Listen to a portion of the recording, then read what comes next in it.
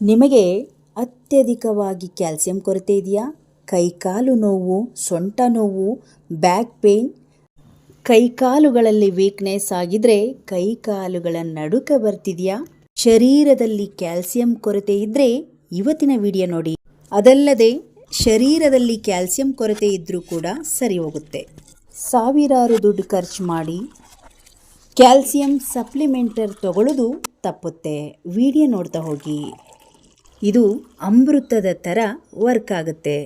ಬನ್ನಿ ಇವತ್ತಿನ ವಿಡಿಯೋ ಶುರು ಮಾಡೋಣ. ಮೊದಲಿಗೆ ಗಸಗಸೆ 50 ಗ್ರಾಮು, ಬಾದಾಮ್ 50 ಗ್ರಾಮು, ಗೋಡಂಬಿ 50 ಗ್ರಾಮು ಬೇಕಾಗುತ್ತೆ. ಇದಲ್ಲದೆ ಬಿಳಿ ಎಳ್ಳು 50 ಗ್ರಾಮು, ಹಾಗೆ ಸೋಂಪು ಸ್ವಲ್ಪ ಬೇಕಾಗುತ್ತೆ. ಬನ್ನಿ ಅದನ್ನು ಹೇಗೆ ಮಾಡುವ ವಿಧಾನ ನೋಡೋಣ. ಮೊದಲಿಗೆ ಬಿಳಿ ಎಳ್ಳನ್ನು ತಗೊಂಡಿದ್ದೀನಿ.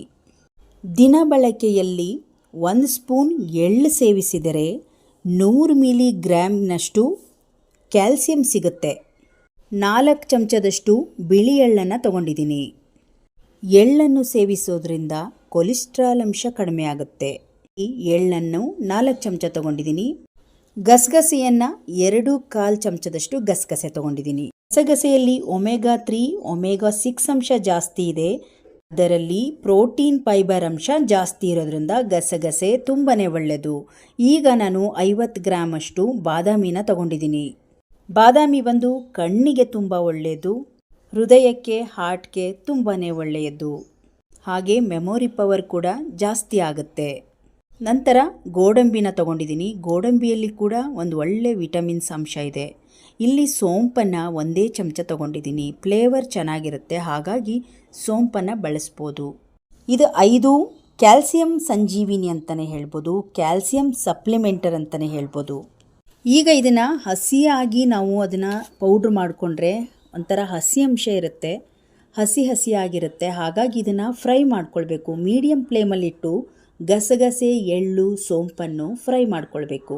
ಸ್ವಲ್ಪ ಕಲರ್ ಕಪ್ಪಾಗದ ಹಾಗೆ ನೀಟಾಗಿ ನಾವು ಫ್ರೈ ಮಾಡ್ಕೊಳ್ಬೇಕು. ಯಾಕಂದರೆ ಇದು ಪೌಡ್ರ್ ಮಾಡೋದಾಗಿರೋದ್ರಿಂದ, ಹಾಲಲ್ಲಿ ಮಿಕ್ಸ್ ಮಾಡೋದಾಗಿರೋದ್ರಿಂದ ತುಂಬ ಚೆನ್ನಾಗಿ ನಾವು ಇದನ್ನು ಫ್ರೈ ಮಾಡ್ಕೊಳ್ಬೇಕು. 1 ನಿಮಿಷಗಳ ಕಾಲ ಮೀಡಿಯಮ್ ಫ್ಲೇಮಲ್ಲಿಟ್ಟು ಚೆನ್ನಾಗಿ ಈ ರೀತಿ ಫ್ರೈ ಮಾಡ್ಕೊಳ್ಬೇಕು. ಈಗ ನೋಡಿ ಸ್ವಲ್ಪ ಕಲರ್ ಚೇಂಜ್ ಆಗಿದೆ, ಸಾಕಾಗುತ್ತೆ ಇಷ್ಟು ಫ್ರೈ ಆದರೆ. ಇದನ್ನು ತಣ್ಣಗೆ ಮಾಡೋಕ್ಕೆ ಒಂದು ಅಗಲವಾದ ತಟ್ಟೆಗೆ ಹಾಕೊಂಡ್ಬಿಡೋಣ. ಈಗ ನೋಡಿ ಈ ತಟ್ಟೆಗೆ ಹಾಕ್ಕೊಂಡ್ರೆ ಸ್ವಲ್ಪ ತಣ್ಣಗಾಗಬೇಕದು ನಾವು ಮಿಕ್ಸಿ ಮಾಡ್ಕೊಳ್ಳುವಾಗ. ಈಗ ಬಾದಾಮನ್ನ ಹಾಗೆ ಗೋಡಂಬಿನ ಸಪ್ರೇಟಾಗಿ ಫ್ರೈ ಮಾಡ್ಕೊಳ್ಳೋಣ. ಇದನ್ನು ಹಾಗೆ ಮೀಡಿಯಮ್ ಫ್ಲೇಮಲ್ಲಿ, ತವ ಚೆನ್ನಾಗಿ ಕಾದಿರುತ್ತೆ, ಮೀಡಿಯಮ್ ಫ್ಲೇಮಲ್ಲೇ ಇಟ್ಟು ಇದನ್ನು ಫ್ರೈ ಮಾಡ್ಕೊಳ್ಬೇಕು. ಪ್ರತಿಯೊಂದೂ ಈ ರೀತಿ ಫ್ರೈ ಮಾಡಿ ನಾವು ಪೌಡ್ರ್ ಮಾಡಿರೋದ್ರಿಂದ ಹಾಲಲ್ಲಿ ಮಿಕ್ಸ್ ಮಾಡ್ಕೊಳ್ಳುವಾಗ ಹಸಿ ಅಂಶ ಅನ್ನೋದು ಇರೋದಿಲ್ಲ, ಚೆನ್ನಾಗಿ ಫ್ರೈ ಆಗಿರುತ್ತೆ. ಇವಾಗ ನೋಡಿ ಇದು ಫ್ರೈ ಆಗಿದೆ, ಇದು ಸಾಕಾಗುತ್ತೆ. ಇದನ್ನು ಕೂಡ ಸ್ವಲ್ಪ ತಣ್ಣಗೆ ಮಾಡ್ಕೊಳ್ಬೇಕು. ನೋಡಿ ಇವಾಗ ನಾನು ಇದನ್ನು ಬಿಸಿ ಮಾಡಿ ಒಂದು ತಟ್ಟೆಗೆ ಹಾಕ್ಕೊಳ್ತಾ ಇದ್ದೀನಿ. ನಾವು ಇದರಲ್ಲಿ ಎಣ್ಣೆ ಅಂಶ ಜಾಸ್ತಿ ಇರುತ್ತೆ. ಬಾದಾಮು, ಎಳ್ಳು, ಗೋಡಂಬಿ ಎಲ್ಲ ಒಂಥರ ಎಣ್ಣೆ ಅಂಶ ಜಾಸ್ತಿ ಇರೋದ್ರಿಂದ ಮೆತ್ತಗಾಗ್ಬೋದು.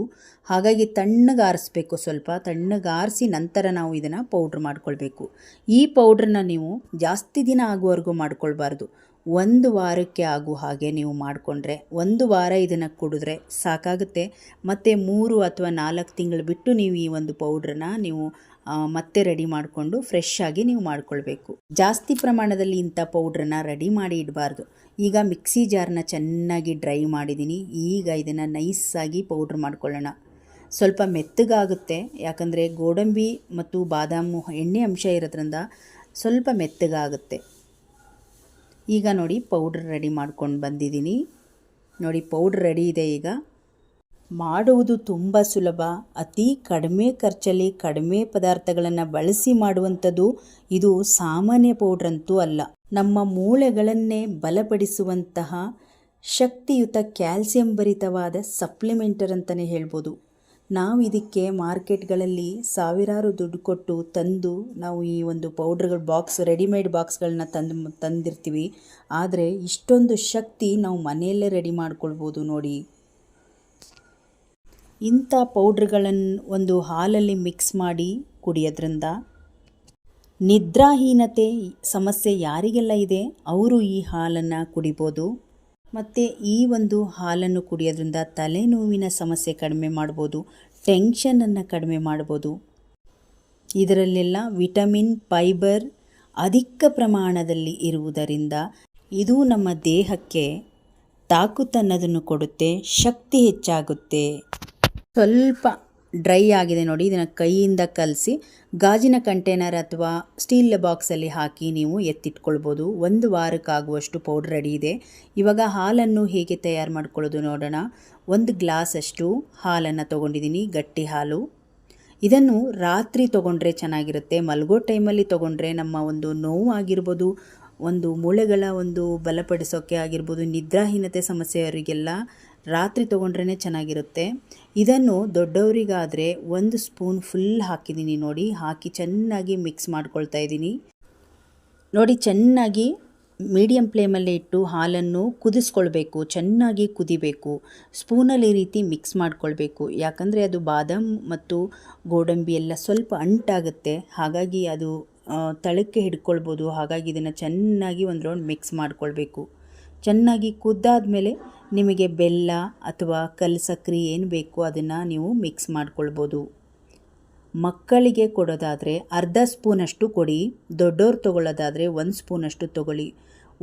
ರಾತ್ರಿ ಮಲಗೋ ಟೈಮಲ್ಲಿ, ಊಟ ಆದಮೇಲೆ ಮಲಗೋ ಟೈಮಲ್ಲಿ ಈ ಹಾಲನ್ನ ಕೊಡೋದು ತುಂಬಾ ಒಳ್ಳೆಯದು ನೋಡಿ. ಇವಾಗ ಹಾಲು ತುಂಬ ಚೆನ್ನಾಗಿ ಕುದೀತಾ ಇದೆ, ಘಮ್ ಅನ್ನುವ ಸ್ಮೆಲ್ ಕೂಡ ಬರ್ತಾ ಇದೆ. ಆ ಸೋಂಪು ಹಾಕಿರೋದ್ರಿಂದ ಅದರ ಆರೋಮ ತುಂಬ ಚೆನ್ನಾಗಿ ಬರ್ತಾ ಇದೆ.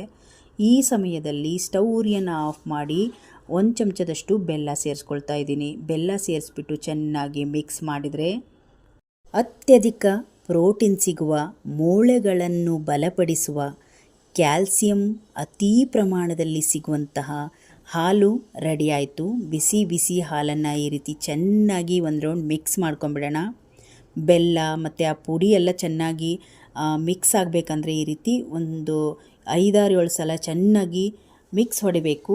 ನಂತರ ಈ ಒಂದು ಗ್ಲಾಸಿಗೆ ಹಾಕಿ ಈ ಹಾಲನ್ನು ನೀವು ಕುಡಿಬೋದು. ಈ ಹಾಲು ಮಕ್ಕಳಿಗೆ, ದೊಡ್ಡವರಿಗೆ ಎಲ್ಲರಿಗೂ ಒಂದು ಒಳ್ಳೆ ಪ್ರೋಟೀನ್ ಸಿಗುವಂಥದ್ದು. ಮಕ್ಕಳಿಗಂತೂ ಮೆಮೊರಿ ಪವರ್ ಜಾಸ್ತಿ ಹೆಚ್ಚಿಸುತ್ತೆ. ಹಾಗೆ ಸ್ಕಿನ್ನನ್ನು ಚೆನ್ನಾಗಿಟ್ಕೊಳ್ಬೋದು. ಮತ್ತು ಕೂದಲ ಆರೈಕೆಗೆ, ಕೂದಲ ಸಮಸ್ಯೆ ಇರೋರಿಗೆ ಈ ಹಾಲು ತುಂಬಾ ಒಳ್ಳೆಯದು. ಯಾಕೆ ತಡ ಮಾಡ್ತೀರಾ? ಮನೆಯಲ್ಲೇ ಇಂಥ ಅದ್ಭುತವಾದ ನ್ಯೂಟ್ರಿಷನ್ ಸಿಗುವಂತಹ ಪೌಡ್ರನ್ನು ರೆಡಿ ಮಾಡ್ಕೊಳ್ಳಿ. 1 ಚಮಚದಷ್ಟು ಹಾಲಿಗೆ ಮಿಕ್ಸ್ ಮಾಡಿ ಕುಡಿಬೋದು. ಇವತ್ತಿನ ವಿಡಿಯೋ ನಿಮಗೆ ಇಷ್ಟ ಆದರೆ ಒಂದು ಲೈಕ್ ಮಾಡಿ, ಈ ವಿಡಿಯೋವನ್ನು ಶೇರ್ ಮಾಡಿ. ಇನ್ನಷ್ಟು ವಿಡಿಯೋಗಳಿಗಾಗಿ ನಮ್ಮ ಫೇಸ್ಬುಕ್ ಪೇಜ್ ಹಾಗೆ ಯೂಟ್ಯೂಬ್ ಚಾನಲನ್ನು ಸಬ್ಸ್ಕ್ರೈಬ್ ಮಾಡ್ಕೊಳ್ಳಿ. ಮತ್ತೆ ಮುಂದಿನ ಹೊಸ ವಿಡಿಯೋದೊಂದಿಗೆ ಸಿಗೋಣ. ಅಲ್ಲಿಯವರೆಗೂ ಧನ್ಯವಾದಗಳು.